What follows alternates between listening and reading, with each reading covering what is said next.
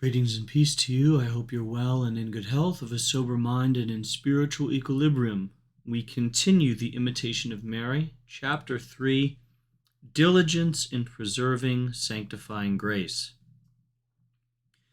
Mary was conceived in God's grace. There was no trace of sin in her, nor any inclination to sin.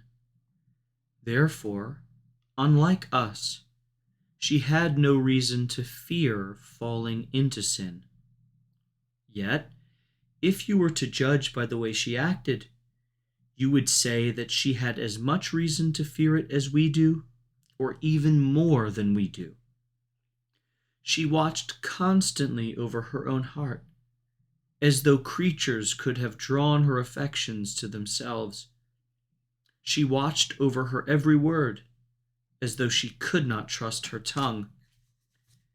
In her conception, she was given all the privileges that go with sinlessness, yet she decided to live permanently as a penitent. We, on the contrary, are surrounded by flattering, treacherous enemies whose sole aim is to use our natural weakness to bring about our fall. Yet we have no fear and are not watchful at all. We admit that we are weakness incarnate, yet frequently we expose ourselves to temptations that would bring down even the strongest soul.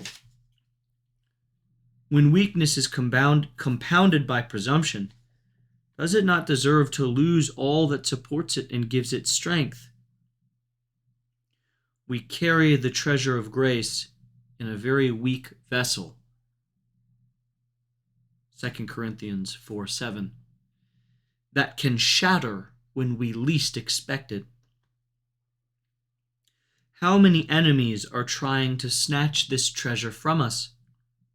Enemies within, enemies outside, enemies all around us. Within us, there are the passions we have not sufficiently mastered. Outside, the spirit of darkness. Around us, a corrupt world. Like a flame not fully extinguished, our passions can always be rekindled and light a fire. Even if we were, like St. Paul, snatched up to the third heaven, 2 Corinthians chapter 12, verse 3, we would still have to fear being cast down with the rebellious angels into the bottomless abyss.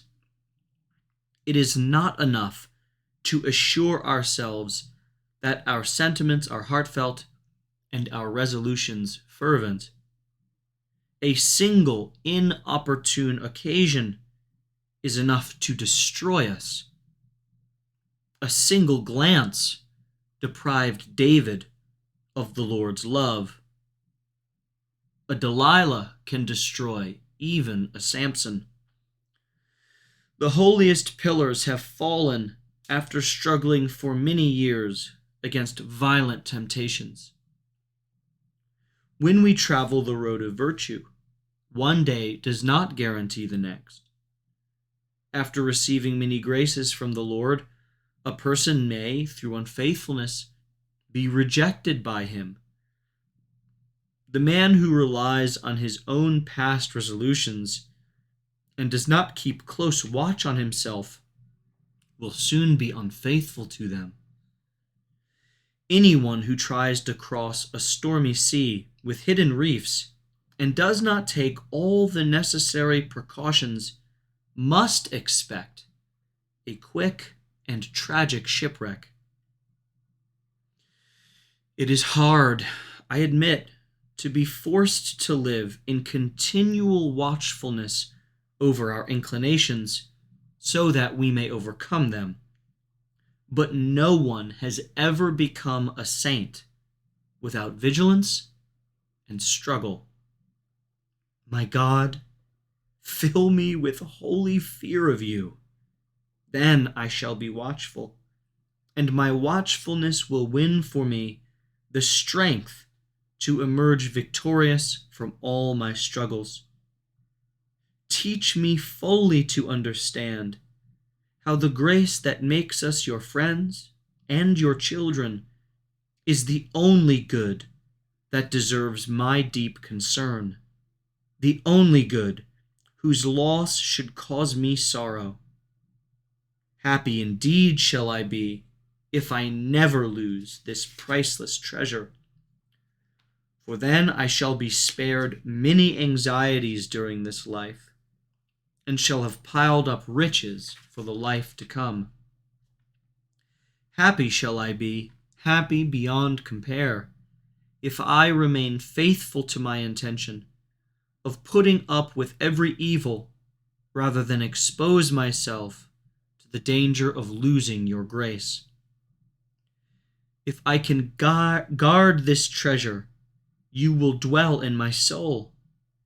You will possess it by your presence, enlighten it with your wisdom, support it by your power, give it constant proofs of your tender love, and be yourself its reward in time and eternity.